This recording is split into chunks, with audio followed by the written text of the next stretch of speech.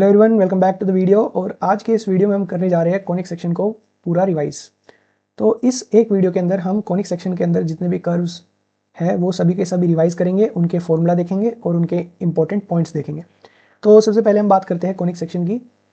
तो conic section की बात स्टार्ट हुई कहाँ से? हमारे पास एक डबल कोन था, यहाँ पे मैंने आपके लिए बनाया हुआ है। हमारे पास एक डबल कोन है, इसके ऊपर हमने एक प्लेन लिया और उस प्लेन से किसी एंगल से हमने इस पर एक कट लगाया। हम इस प्लेन को इस डिफरेंट एंगल से भी कट लगा सकते थे, जिसकी वजह से हमें इस प्लेन के ऊपर कुछ कर्व्स मिले। तो इसी तरीके से हमें यहाँ पे कर्व्स जो मिले वो हमारे क्या क्या मिले? सबसे पहले मिला हमें सर्कल, और दूसरा हमें मिला पैराबोला, और तीसरा हमें क्या मिला? इलिप्स, और चौथा हमें क्या मिला? हाइपरबोला। तो हम ये सब डिफरेंट कॉनिक सेक्शन के बारे में यहाँ पे हम पढ़ेंगे, क्योंकि ये कौन से निकले हुए हैं, इसीलिए इस चैप्टर का नाम भी कॉनिक सेक्शन है। तो अब हम सबसे पहले पढ़ते हैं सर्कल के बारे में। तो सर्कल पे यहाँ पे हमें क्या गिवन होगा इस चैप्टर में? सर्कल में हमें कुछ पॉइंट्स गिवन होंगे, जैसे कि हमें जानते हैं कि हमारा एक सर्कल है और हमारे पास इसके सेंटर के कोऑर्डिनेट्स h, k गिवन होंगे और हमें इसकी रेडियस r भी गिवन होगी। ठीक है, तो हमें बोलेगा इक्वेशन ऑफ सर्कल लिखो। तो इक्वेशन ऑफ सर्कल हमारे यहाँ पे क्या बन जाएगी? x minus H whole square plus Y minus K whole square equals to R square. ये हमारी एक बात हो गई। अब हमें दूसरा पॉइंट यहाँ पे क्या आ जाएगा कि इस इक्वेशन को जब हम फर्दर सॉल्व करेंगे या सिंप्लीफाई करेंगे तो हमें ये इक्वेशन कुछ इस तरीके से नजर आएगी, जो कि होगी X square plus Y square plus 2gx plus 2f of Y plus C equals 0। तो ये कुछ इस फॉर्म में हमें इक्वेशन मिल जाएगी जब हम इस इक्वेशन को सिंप्लीफाई करेंगे। अब कभी कभी क्वेश्चन हमें ऐसा पूछ लिया जाएगा कि हमें ये इक्वेशन दी होगी इस फॉर्म में सर्कल की, इस इक्वेशन से हमें क्या फाइंड आउट करना होगा? रेडियस फाइंड आउट करनी होगी और हमें सेंटर के कोऑर्डिनेट्स आइडेंटिफाई करने होंगे। तो हमें यहाँ पे ये हम किस तरीके से कर सकते हैं? या तो हम इस इक्वेशन को वापस से इस इक्वेशन में लेके जाए। किस तरीके से लेके जा सकते हैं?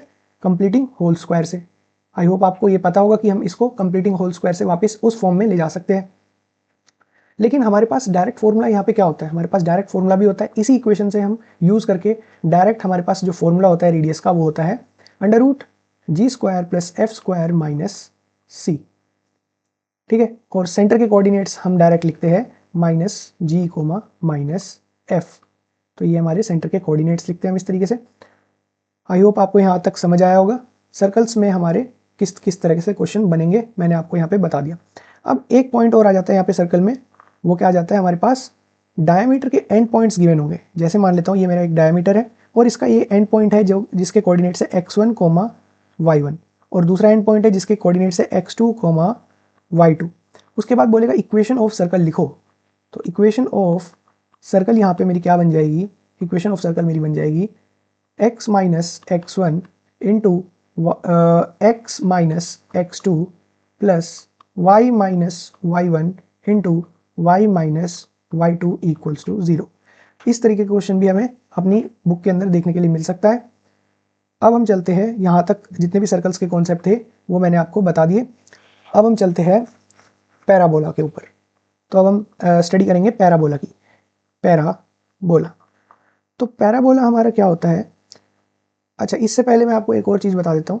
कॉनिक सेक्शन के अंदर हमारे पास एक और तरीके से हम, जैसे अभी मैंने आपको ऊपर बताया कॉनिक सेक्शन हमारे कैसे निकले हैं। हमने डबल कोन पे डिफरेंट एंगल्स पे जो प्लेन है उस पे कट किया और हमें उस प्लेन के ऊपर कुछ कर्व्स मिले। ये तो हो गई हमारी एक थ्योरेटिकल टाइप की, हमने कुछ इस तरीके से किया। अब हम इसको मैथमेटिकली कैसे देखते हैं वो मैं आपको बता देता हूँ। तो मैथमेटिकली हमारे पास एक फिक्स्ड लाइन होती है जिसको हम बोलते हैं डायरेक्ट्रिक्स। क्या बोलते हैं हम इसको? डायरेक्ट्रिक्स। तो ये हमारे पास एक फिक्स्ड लाइन होती है और उसी के साथ हमारे पास एक फिक्स्ड पॉइंट होता है जिसको हम बोलते हैं फोकस। क्या बोलते हैं? फोकस। इसके अलावा हमारे पास एक पॉइंट और होता है जो कि मूविंग होता है, यानी कि वो मूव करता रहता है। तो हमारे पास ये मूविंग पॉइंट P मान लेता हूँ। तो हमारे यहाँ पे क्या कॉन्सेप्ट आता है कि इस फोकस से, यानी कि इस फिक्स्ड पॉइंट से इस पॉइंट तक का डिस्टेंस और इस पॉइंट से इस फिक्स्ड लाइन तक का परपेंडिकुलर डिस्टेंस, ध्यान से देखना मैं क्या कह रहा हूँ, परपेंडिकुलर डिस्टेंस। मैं मान लेता हूँ ये A है और यहाँ से A से लेकर P तक का परपेंडिकुलर डिस्टेंस हमारा AP हो जाएगा। तो F से लेकर P तक का डिस्टेंस और P से लेके A तक का डिस्टेंस की जो रेशियो होती है वो हमारी एक कांस्टेंट वैल्यू आती है। तो मैंने क्या कह दिया यहाँ पे, मैं लिख देता हूँ PF upon PA equals to constant. तो वो कांस्टेंट क्या होता है, वो हमें एसेंट्रिसिटी होती है। एसेंट्रिसिटी आपने बुक में पढ़ी होगी। तो एसेंट्रिसिटी हम इसको बोलते हैं, हम इसको रिप्रेजेंट करते हैं ई से। तो पैराबोला के केस में जो एसेंट्रिसिटी होती है वो क्या होती है हमारी 1। ठीक है, तो ये हमारी एक बात हो गई। इसी तरीके से अब क्योंकि यहाँ पे एसेंट्रिसिटी 1 है, यानी कि जो पी एफ इक्वल्स टू हम पी ए भी लिख सकते हैं, यानी कि यहाँ से यहाँ तक का डिस्टेंस और यहाँ से यहाँ तक का डिस्टेंस क्या होगा, इक्वल होगा। इसी तरीके से पॉइंट आगे मूव हो रहा होगा तो हमें कुछ कर्व ऐसे करके मिल जाएगा जो कि हमें एक पैराबोला दे देगा। तो हम इस मूविंग पॉइंट के पाथ को या लोकस को, लोकस मतलब पाथ होता है, लोकस को या पाथ को हम एक पैराबोला बोलेंगे। ठीक है, तो पैराबोला हमारे पास कितने टाइप के होते हैं, हमारे पास 4 टाइप के पैराबोला हमारे बुक में दिए हुए। अब यहाँ पे पैराबोला कौन से दिए हुए, स्टैंडर्ड पैराबोला दिए हुए। स्टैंडर्ड पैराबोला का क्या मतलब है, मैं आपको बता देता हूँ कि अगर मेरे पास एक कोऑर्डिनेट एक्सिस है और उसके ऊपर पैराबोला, तो मैं यहाँ पर भी बना सकता हूँ या मैं इसको पैराबोला को कुछ इस तरीके से भी बना सकता हूँ। लेकिन हमारी जो सिलेबस में है वो हमें स्टैंडर्ड पैराबोला दिए हुए हैं। स्टैंडर्ड पैराबोला वो पैराबोला होते हैं जिनका वर्टेक्स और जिनका फोकस कोऑर्डिनेट एक्सिस पे लाई करता है। तो ये इसका वर्टेक्स है और ये वर्टेक्स कहाँ लाई कर रहा है, 0,0 पे, और इसका जो फोकस है वो हमारी एक कोऑर्डिनेट एक्सिस पे लाई कर रहा है। कौन सी कोऑर्डिनेट एक्सिस पे, एक्स कोऑर्डिनेट एक्सिस पे इसका फोकस लाई कर रहा है। तो इसे है 4 डिफरेंट तरह के पैराबोला। तो सबसे पहले मैं आपको जो पैराबोला बताने जा रहा हूँ वो कुछ इस तरीके का दिखाई देता है। मैं मान लेता हूँ ये मेरे पास क्या है, कोऑर्डिनेट एक्सिस है, ये मैंने बनाई एक्स कोऑर्डिनेट एक्सिस और ये मेरी है वाई कोऑर्डिनेट एक्सिस। अब मैंने इसी पे एक दोस्तों पैराबोला बना दिया है। ये मेरा क्या होगा, इसके जो वर्टेक्स होगा वो मेरे ओरिजिन पे लाई करेगा, 0,0 पे लाई करेगा, और इसका जो फोकस होगा वो कुछ यहाँ पर होगा जिसके कोऑर्डिनेट क्या होंगे, a,0 होंगे। तो इस तरह का अगर आपको पैराबोला दिखाई देता है तो उसकी इक्वेशन हमें याद क्या रखनी है, y square equals to 4ax। अगर हमारे पास क्वेश्चन में इस फॉर्म की इक्वेशन दिखाई देती है तो हमें समझ जाना है वो हमारा पैराबोला किस तरह से दिखाई देता है। वो हमारा कुछ इस तरीके से फिगर उसकी बनती है। तो इंटरचेंजेबली आपको यहाँ पे दिमाग में सोचना होगा कि अगर मेरे को कर्व ऐसा दिया हुआ है पैराबोला का तो मेरे पास कौन सी इक्वेशन होती है, मेरे पास ये वाली इक्वेशन होती है। अगर मेरे को इक्वेशन दी है तो मेरे को कर्व सोचना होगा। ये मैं इसलिए बता रहा हूँ क्योंकि हम इसमें अगर डायग्राम याद रखेंगे अपने माइंड में तो हम चीज़ों को अच्छे से समझ पाएंगे और हमें सारी जो इस पैराबोला या कोई भी कर्व की सारी बातें याद रहेगी कि यहाँ पे फोकस के कोऑर्डिनेट्स क्या होंगे, डायरेक्ट्रिक्स की इक्वेशन क्या होगी, लेटस रेक्टम की क्या लेंथ होगी। तो वो जब भी हम याद रख सकते हैं जब हमें एक बार माइंड में फिगर याद आती है। तो अब यहाँ पे फिक्स लाइन कहाँ पे होगी, फिक्स लाइन हमारी वाई एक्सिस के पीछे यहाँ पे हमें मिलेगी जो कि हमारी डायरेक्ट्रिक्स होगी। डायरेक्ट्रिक्स हमारी कितनी डिस्टेंस पे होगी, हमारी उसी जितना डिस्टेंस हमारा डायरेक्ट्रिक्स से लेके इसके वर्टेक्स तक है उतना ही हमारा वर्टेक्स से लेके फोकस तक डिस्टेंस होगा। तो अगर मेरा ये डिस्टेंस a है तो ये पीछे भी a होगा। तो इसके जो कोऑर्डिनेट्स होंगे यहाँ पर -a,0 होंगे और डायरेक्ट्रिक्स की इक्वेशन मेरे पास क्या बन जाएगी, डायरेक्ट्रिक्स की इक्वेशन बन जाएगी x इक्वल्स टू -a। तो ये हो गया एक बात।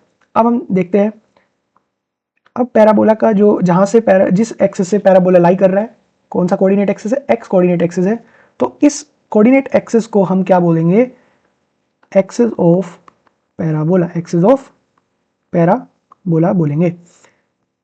अब हमारे पास और क्या क्या चीज़ें होती है पैराबोला के अंदर, हमारे पास ये जो डायरेक्ट्रिक्स से हमारी जो एक्सिस ऑफ पैराबोला है वो हमेशा परपेंडिकुलर पास करती है। कैसे पास करती है, परपेंडिकुलरली पास करती है। वहीं पर तो पैराबोला की एक और इंपॉर्टेंट पॉइंट है जिसको हम बोलते हैं डबल ऑर्डिनेट। डबल ऑर्डिनेट हमारा क्या होता है, डबल ऑर्डिनेट हमारा कुछ नहीं होता, इस पैराबोला से पास कर रहा हो और हमारा एक्सिस ऑफ पैराबोला पे परपेंडिकुलर बना रहा हो तो हम इस वाली लाइन को बोलेंगे डबल ऑर्डिनेट। क्या बोलेंगे हम इसको, डबल ऑर्डिनेट। ये हमारी बुक में नहीं है, ये जनरली मैंने आपको ऐसे ही बता दिया। हमारे पास बुक में क्या दिया हुआ है, हमारे पास दिया हुआ है लेटस रेक्टम। लेटस रेक्टम क्या होगा, वो डबल ऑर्डिनेट होगा जो कि फोकस से पास कर रहा होगा, यानी कि यहाँ से परपेंडिकुलर पास कर रहा होगा। तो इसीलिए मेरा डबल ऑर्डिनेट का कॉन्सेप्ट यहाँ पे आया। तो ऐसा डबल ऑर्डिनेट जो कि फोकस से पास कर रहा हो उसको हम क्या बोलेंगे, लेटस रेक्टम। तो लेटस रेक्टम की यहाँ पे लेंथ कितनी हो जाएगी, यहाँ पे लेटस रेक्टम की लेंथ जो होती है वो हमारी होती है 4a के बराबर। तो आपको ये चीज़ें याद रखनी है। सबसे पहले क्या याद रखना है, डायरेक्ट्रिक्स की इक्वेशन क्या बनी, फोकस के कोऑर्डिनेट्स क्या है, और हमारी अगर इस तरह का पैराबोला नजर आता है तो हमारी इक्वेशन ऑफ पैराबोला क्या है, और लेटस रेक्टम की हमारे पास कितनी लेंथ है वो हमारे पास है 4a। इसी तरीके से हमारे बाकी के 3 पैराबोला भी बन सकते हैं। अगर मैं यहाँ पे सेकंड पैराबोला बनाना चाहूँ साइड में, तो वो हमारा बस इससे उल्टी डायरेक्शन में अगर मैं बना दूँ तो वही सारी बातें सेम हो जाएगी। बस ये हमारा पैराबोला क्या है, घूम के इस साइड आ चुका है। तो इस बार फोकस हमारी कहाँ पे होगी, यहाँ पर होगी, जिसके हमारे पास कोऑर्डिनेट्स क्या होंगे, -a, 0। अब आप समझ ही जाओगे कि डायरेक्ट्रिक्स हमारी उस साइड प्रेजेंट होगी y एक्सिस के। तो डायरेक्ट्रिक्स की इक्वेशन क्या मेरे पास आ जाएगी, इस बार यहाँ पे a डिस्टेंस जितना यहाँ से, मैंने आपको बताया जितना हमारा वर्टेक्स से डिस्टेंस फोकस तक का है उतना ही मेरा वर्टेक्स से लेके डायरेक्ट्रिक्स तक डिस्टेंस है। तो यहाँ से यहाँ तक तो a था, तो यहाँ से यहाँ तक भी a होगा। तो ये मेरी डायरेक्ट्रिक्स की इक्वेशन क्या बन के आ जाएगी, x = a आ जाएगी। और बाकी चीज़ें क्या हो जाएगी, बाकी सारी चीज़ें सेम हो जाएगी। जैसे डबल ऑर्डिनेट मेरी यहाँ पे सॉरी लेटस रेक्टम मेरे को यहाँ पर मिल जाएगा, जिसकी लेंथ हो जाएगी मेरी 4a। तो यहाँ पे मैंने डायरेक्ट लिख दिया है 4a क्या हो जाएगी, लेटस रेक्टम की लेंथ हो जाएगी। और इस पैराबोला की जो इक्वेशन आएगी वो मेरी क्या आ जाएगी, y² = एक मिनट यहाँ पे थोड़ा, तो इस पैराबोला की इक्वेशन मेरे पास क्या आ जाएगी, y² = -4ax। ये आपको सारी चीज़ें ध्यान रखनी है। माइनस आया तो मेरा पैराबोला कुछ इस साइड आ जाएगा, और अगर प्लस हुआ तो मेरा पैराबोला कुछ इस तरीके का नजर आएगा जो मैंने फर्स्ट फिगर में बनाया था। और बाकी सारी बातें हमारी यहाँ पे जितनी भी पैराबोला के अंदर कवर हो सकती थी वो सारी कवर हो चुकी है। अब हम सीख लेते हैं हमारे 2 और पैराबोला बचे, स्टैंडर्ड पैराबोला। क्योंकि स्टैंडर्ड पैराबोला क्यों बोल रहा हूँ, क्योंकि आपको ये हमेशा याद रखना है, इसके जो वर्टेक्स है वो हमेशा ओरिजिन पे लाई करेगा और फोकस कहाँ पे लाई करेगा, हमारा किसी ना किसी कोऑर्डिनेट एक्सिस पे लाई करेगा, जो कि मेरी ये वाली y कोऑर्डिनेट एक्सिस और ये मेरी x कोऑर्डिनेट एक्सिस। एक पैराबोला कुछ मेरा इस तरीके से मेरे को नजर आ सकता है, जिसकी मेरी फोकस कहाँ पे होगी, यहाँ पर होगी। तो फोकस के कोऑर्डिनेट्स क्या होंगे मेरे पास, 0, a होंगे, यहाँ पे पॉजिटिव a होगा। तो डायरेक्ट्रिक्स की इक्वेशन मेरे पास यहाँ पे कैसे नजर आएगी, डायरेक्ट्रिक्स की इक्वेशन कुछ यहाँ पर नजर आएगी, जितनी यहाँ से यहाँ तक की लेंथ है उतनी मेरी वापस यहाँ से यहाँ तक की लेंथ होगी। तो यहाँ पर इस बार मेरे पास क्या आ जाएगा, y = -a आ जाएगी मेरी डायरेक्ट्रिक्स की इक्वेशन। यहाँ पे आपको ये हमेशा याद रखना है। इस तरीके से मैं जो चीज़ें बोल रहा हूँ आपको वो चीज़ें दिमाग में भी आप अपने सेट करनी होगी। यहाँ पे वापस से लेटस रेक्टम, जो लेटस रेक्टम है उसकी जो लेंथ होगी वो भी यहाँ पे 4a ही होगी। और इक्वेशन ऑफ सर्कल मेरे सॉरी इक्वेशन ऑफ पैराबोला क्या आ जाएगी, x² = 4ay। यहाँ पर इक्वेशन ऑफ पैराबोला बन जाएगी। ठीक है, यहाँ पर जो जितनी भी सारी बातें हो सकती थी पैराबोला से रिलेटेड मैंने आपको बता दी। अब फोर्थ, अब आपको समझ ही गए होंगे कि यहाँ पे मेरा फोर्थ पैराबोला किस तरीके से दिखाई देगा। तो वो मेरा कुछ इस साइड आ जाएगा, नीचे की साइड आ जाएगा पैराबोला। और इसकी इक्वेशन में अगर डायरेक्ट लिखना चाहूँ तो x² = -4ay आ जाएगी, जिसमें डायरेक्ट्रिक्स मेरी इस बार ऊपर की साइड बन जाएगी डायरेक्ट्रिक्स की। और जो फोकस होगा, फोकस के कोऑर्डिनेट्स मेरे क्या हो जाएंगे, 0, -a। तो यहाँ पर मेरी डायरेक्ट्रिक्स की इक्वेशन आ जाएगी y = a। और फिर से वही लेटेस्ट रेक्टम की जो लेंथ होगी, ये मेरा लेटेस्ट रेक्टम कहाँ पे प्रेजेंट होगा, फोकस से पास कर रहा होगा, परपेंडिकुलर होगा एक्सिस ऑफ पैराबोला के। तो मेरा लेटेस्ट रेक्टम की जो लेंथ हो जाएगी वो भी मेरी वापस से 4a ही हो जाएगी। आई होप आपको ये सारा पैराबोला समझ आ गया होगा। मैंने चारों तरह के पैराबोला आपको बना के दिखा दिए। मैंने आपको बता दिया कि आपको इनकी इक्वेशन और इनके डायग्राम हमेशा ध्यान रखने हैं, दिमाग में रखने हैं, ताकि आप क्वेश्चन सॉल्व करने में कोई गलती ना हो। यहाँ पर जितनी भी बात हो सकती थी पैराबोला की मैंने आपको बता दी। और अब हम चलते हैं अपने नेक्स्ट कॉनिक सेक्शन पर, जो कि है हमारा इलिप्स। तो थर्ड कॉनिक सेक्शन है जो हमारा है इलिप्स। इलिप्स के लिए मेरे पास क्या प्रॉपर्टी होती है, इलिप्स मेरा कुछ अंडे की शेप का नजर आता है।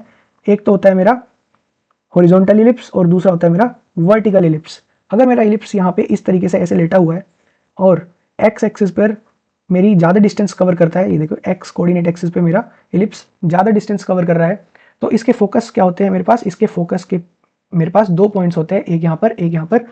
तो इसके फोकस के कोऑर्डिनेट्स क्या हो जाएंगे, AE, 0 और यहाँ पर हो जाएगा -AE, 0।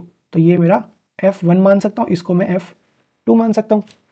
इसकी प्रॉपर्टी क्या हो जाती है, इसकी प्रॉपर्टी ये हो जाती है कि एक फिक्स्ड लाइन, जो मैंने बताया था आपको मैथमेटिकली क्या होता है, एक फिक्स्ड लाइन होती है जो कि डायरेक्ट्रिक्स, तो इसमें 2 फोकस है तो 2 डायरेक्ट्रिक्स, एक इधर भी हो जाएगी और एक इधर भी हो जाएगी।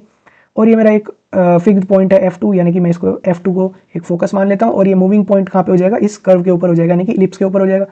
तो यहाँ से इस पॉइंट तक का डिस्टेंस और यहाँ से परपेंडिकुलर डिस्टेंस डायरेक्ट्रिक्स का, वो मेरा एक फिक्स्ड रेशियो में आएगा, जिसको मैं एसेंट्रिसिटी बोलता था। तो यहाँ पे एसेंट्रिसिटी मेरी क्या होती है, स्मॉलर देन 1 होती है। ठीक है, तो ये हमें हमेशा ध्यान रखना है, जो एसेंट्रिसिटी मेरी पैराबोला की होती है वो हमेशा स्मॉलर देन 1 होती है, लेकिन एसेंट्रिसिटी यहाँ पर ग्रेटर देन 0 होगी। ठीक है, और एसेंट्रिसिटी सर्कल के लिए क्या होगी, मैंने आपको सर्कल के लिए एसेंट्रिसिटी तो बताई नहीं, तो सर्कल के लिए एसेंट्रिसिटी की वैल्यू क्या होती है हमारे पास 0 होती है, ये आप ध्यान रख लीजिएगा, ये मैंने पॉइंट बताना भूल गया हूँ। तो यहाँ पे आ जाते हैं वापस से इलिप्स पे। इलिप्स के लिए हमारी क्या होती है, एसेंट्रिसिटी स्मॉलर देन 1 होती है। मेजरली हम क्या याद रखते हैं, हम यही याद रखते हैं, ई ग्रेटर देन 0 हम याद नहीं रखते हैं। यहाँ पर अब जो हमारा मेजर एक्सिस है, वो कौन सा मेजर एक्सिस हम किसको बोलेंगे, जहाँ पर हमारा फोकस लाई कर रहा होगा हम उस एक्सिस को मेजर एक्सिस बोलेंगे। तो हमारा एक्स एक्सिस यहाँ पे मेजर एक्सिस बन जाएगा, तो ये मेरा मेजर एक्सिस बन के आ गया। तो दूसरा एक्सिस को क्या बोलेंगे, जहाँ पर फोकस नहीं है उसको बोलेंगे हम माइनर एक्सिस, ठीक है। और इसके वर्टेक्स कहाँ पे होंगे, वर्टेक्स होंगे यहाँ पर। तो ये होता है इसके वर्टेक्स कोऑर्डिनेट a,0। डायरेक्ट्रिक्स की इक्वेशन क्या होगी, डायरेक्ट्रिक्स की इक्वेशन होगी x equals to a by E. ये हमें याद रखना है, डायरेक्ट्रिक्स की इक्वेशन क्या होगी, a अपॉन ई होगी। तो इस साइड क्या हो जाएगी, x equals to minus a upon E हो जाएगी। ये हमें सब चीज़ें याद रखनी होगी। तो इस साइड मेरे जो वर्टेक्स होगा उसकी क्या कोऑर्डिनेट्स हो जाएंगे, उसके कोऑर्डिनेट्स हो जाएंगे -a,0। और मुझे पता है मेजर एक्सिस मेरी x एक्सिस है, तो मेजर एक्सिस की मेरी लेंथ हो जाएगी कुछ ये वाले वर्टेक्स से लेके इस वाले वर्टेक्स तक का डिस्टेंस, क्योंकि यहाँ से लेकर यहाँ तक का डिस्टेंस a है और पीछे भी ये वाला, और यहाँ से लेकर यहाँ तक का डिस्टेंस a है। तो टोटल मेरे पास मेजर एक्सिस का जो लेंथ आ गई, मेजर एक्सिस की जो मेरे पास लेंथ आ गई वो आ गई 2a। इसी तरीके से मेरे पास इस वाले पॉइंट पर मेरे जो कोऑर्डिनेट होंगे वो क्या होंगे, 0,b होंगे, और नीचे वाले पॉइंट पर मेरे कोऑर्डिनेट क्या होंगे, 0,-b होंगे। तो ये माइनर एक्सिस है, इसीलिए माइनर एक्सिस की जो लेंथ होगी, माइनर एक्सिस की जो लेंथ होगी वो क्या होगी, 2b होगी। यहाँ पर हमें इतनी सारी चीज़ें इलिप्स में याद रखनी है। और यहाँ पर हमारा एक पॉइंट और बचता है जो कि है length of latus rectum. Latus rectum की क्या लेंथ होगी, लेटस रेक्टम की हमारी लेंथ होगी 2b² अपॉन में a।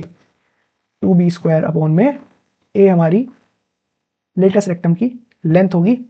अब हम चलते हैं, हमारे यहाँ पे इलिप्स के जितने भी पॉइंट्स हो सकते थे हमने कवर कर लिए हैं। अब हमारे पास, ये मैंने आपको क्या बताया था, ये मैंने बताया था ये हॉरिजॉन्टल इलिप्स है। अब हमारे पास इलिप्स वर्टिकल भी हो सकता है। अच्छा, इलिप्स की इक्वेशन क्या होगी, यहाँ पे मेन जो चीज़ थी वो तो हम रह गई। तो इक्वेशन ऑफ इलिप्स क्या होगी, x² upon a² plus y² upon b² equals to 1 मेरी इलिप्स की इक्वेशन यहाँ पर होगी, ठीक है। अब हम आ जाते हैं अपने वर्टिकल इलिप्स में। वर्टिकल इलिप्स कहाँ पे होगा, वर्टिकल इलिप्स में हमारी जो इलिप्स की फोकस होंगे वो हमारे y कोऑर्डिनेट एक्सिस पे होंगे। तो इलिप्स मेरा कुछ इस तरीके से नज़र आएगा, और ये मेरा हो जाएगा x कोऑर्डिनेट एक्सिस। अच्छा, यहाँ पर फोकस हो जाएगा एक, जिसके कोऑर्डिनेट्स हो जाएंगे 0,a,e, और ऊपर हो जाएगा मेरा वर्टेक्स जिसके कोऑर्डिनेट्स हो जाएंगे 0,a। नीचे मेरा फोकस हो जाएगा जिसके कोऑर्डिनेट्स होंगे 0,-ae, और नीचे मेरा एक और वर्टेक्स हो जाएगा जिसके कोऑर्डिनेट्स हो जाएंगे 0,-a। यहाँ पर मेरी डायरेक्ट्रिक्स बन जाएगी जिसकी मेरी इक्वेशन होगी y इक्वल्स -a/e, और ऊपर भी मेरे पास एक डायरेक्ट्रिक्स बनेगी जिसकी इक्वेशन होगी मेरी y इक्वल्स टू a/e। और लेटस रेक्टम मेरी होगी ये वाली जो फोकस से पास करती है। तो लेटस रेक्टम की ये जो लेंथ होगी, लेटस रेक्टम की जो मेरे पास लेंथ होगी वो क्या होगी, 2b² अपॉन में a होगी। और मेरा क्या पॉइंट बच गया यहाँ पे, इक्वेशन ऑफ पैराबोला बच गया। अब हमारी जो मेजर एक्सिस होगी, पहले मैं वो देख लेता हूँ। मेजर एक्सिस मैंने क्या बताया था, मेजर एक्सिस वो होगी जहाँ पे मेरा फोकस लाई करेगा, फोकस मेरा y एक्सिस पे लाई कर रहा है। तो मेजर एक्सिस मेरी ये वाली एक्सिस होगी, y कोऑर्डिनेट एक्सिस, इसको मैं मेजर एक्सिस बोलूंगा। तो इसकी लेंथ क्या होगी, मेजर एक्सिस की लेंथ क्या होगी, वो फिर से मेरी 2a ही होगी। और माइनर एक्सिस जो होगा, माइनर एक्सिस की जो मेरी लेंथ होगी वो वापस से 2b ही होगी। अब यहाँ पर इक्वेशन ऑफ पैराबोला क्या होगा, x² अपॉन में मैंने बताया आपको, ये जो दूसरे वाले पॉइंट है इनके कोऑर्डिनेट्स क्या होंगे, b,0, और इस वाले का होगा -b,0। तो इस बार x कोऑर्डिनेट एक्सिस पे b प्रेजेंट है, इसीलिए x² upon b² plus y² upon a² equals to 1 मेरी इलिप्स की इक्वेशन बन के आ जाएगी। यहाँ तक सारा का सारा जितना भी इलिप्स के अंदर कॉन्सेप्ट हो सकता था मैंने आपको बता दिया है। अब हम चलते हैं अपने हाइपरबोला के ऊपर। तो हमारा लास्ट कॉनिक सेक्शन आ चुका है जो है हमारा हाइपरबोला। हाइपरबोला किस तरह से नजर आता है, हमारे पास हाइपरबोला भी दो टाइप्स का होता है। तो सबसे पहले मैं क्या करूँगा, हाइपरबोला कि जो मैं डायग्राम बनाता हूँ आप जरा ध्यान से देखना। ये मैंने बनाई कोऑर्डिनेट एक्सिस, ये मेरी एक्स कोऑर्डिनेट एक्सिस है और ये मेरी वाई कोऑर्डिनेट एक्सिस है। इस पर मैंने कुछ इस तरीके का कर्व बनाता हूँ जो कि मेरा कुछ सिमिलर पैराबोला जैसा दिखता है, और वो वापस से मेरे को यहाँ पे भी ऐसे ही बनाना होगा। तो मेरा जो फोकस होगा वो यहाँ पर प्रेजेंट होगा। इसकी जो कोऑर्डिनेट्स होंगे फोकस के वो मेरे क्या होंगे, -AE, 0 होंगे, और वर्टेक्स के कोऑर्डिनेट्स क्या होंगे, -A, 0 होंगे। और डायरेक्ट्रिक्स इस बार मेरी इन दोनों के बीच में बनेगी, एक यहाँ पे डायरेक्ट्रिक्स बन गई जिसकी वैल्यू क्या होगी, यानी कि डायरेक्ट्रिक्स की इक्वेशन क्या बनेगी मेरे पास, x = A/E ही बनेगी। अच्छा दोस्तों, एक पॉइंट और रह गया मेरा, किसके अंदर, इलिप्स के अंदर, जो कि है relation between A, B and E। तो relation between A, B and E क्या होता है, B² होता है मेरा A² 1 - E²। ये बहुत इंपॉर्टेंट रिलेशन है, ये आपको याद रखनी है, ये क्वेश्चन में यूज की जाती है जब हम क्वेश्चन को सॉल्व करते हैं। अब यहाँ पर एक और डायरेक्ट्रिक्स हो सकती है, डायरेक्ट्रिक्स कौन सी हो सकती है, ये वाली हो सकती है, जिसकी वापस से मेरी इक्वेशन क्या आ जाएगी, A/E, और इसकी क्या थी, -A/E थी दोस्तों, ध्यान रखना मैंने अगर गलती से कुछ बता दिया हो। तो अब यहाँ पर इसकी फोकस क्या हो जाएगी, फोकस इस बार यहाँ पर आ जाएगा और इसके कोऑर्डिनेट्स हो जाएंगे AE, 0, और वर्टेक्स मेरी यहाँ पर हो जाएगी जिसके कोऑर्डिनेट्स होंगे A, 0। अब यहाँ पर भी मेरी मेजर एक्सिस या माइनर एक्सिस नहीं होगी, यहाँ पे मेरी होगी कंजुगेट एक्सिस और ट्रांसवर्स एक्सिस। तो कंजुगेट एक्सिस वो होगी जहाँ पर मेरा फोकस लाई करेगा, तो फोकस मेरा एक्स कोऑर्डिनेट एक्सिस पे लाई कर रहा है, तो ये मेरी कंजुगेट एक्सिस हो गई, कंजुगेट एक्सिस। और जो जहाँ पर मेरा फोकस लाई नहीं कर रहा है वो मेरी ट्रांसवर्स एक्सिस हो जाएगी। और बाकी इसमें मेरे पास क्या पॉइंट्स हो सकते हैं, लेटस रेक्टम की लेंथ हो सकती है। तो लेटस रेक्टम की जो मेरे पास लेंथ होती है वो मेरे पास वापस से 2b² A ही होती है दोस्तों। और वापस से मैं इसकी इक्वेशन ऑफ हाइपरबोला निकालूं तो x² A² - y² b² = 1 मेरी यहाँ पर इक्वेशन ऑफ हाइपरबोला होती है। और रिलेशन क्या होता है मेरा b और e और a में, तो वो वापस से b² = A², इस बार हो जाएगा E² - 1। तो एसेंट्रिसिटी की वैल्यू क्या होती है मेरे पास हाइपरबोला में, eccentricity is always greater than 1 होती है। तो ये हमें ध्यान रखना है यहाँ पे सारी चीज़ों का। अब हम चलते हैं अपने नेक्स्ट हाइपरबोला पे, जो कि मेरा y कोऑर्डिनेट एक्सिस पे बनेगा। तो y कोऑर्डिनेट एक्सिस पे बनेगा, तो अब आपको ये डायग्राम समझ आ गया होगा। एक काम करता हूँ, ये चीज़ आपके लिए होमवर्क होगी, सारे पॉइंट्स इसी की तरह के होंगे, बस इक्वेशन ऑफ पैराबोला चेंज हो जाएगी। तो यहाँ पर जितना भी कॉन्सेप्ट हो सकता था कोनिक सेक्शन के, मैंने आपको यहाँ पे सारे रिवाइज करवाने की कोशिश की है इस वीडियो में। Thank you for watching the video.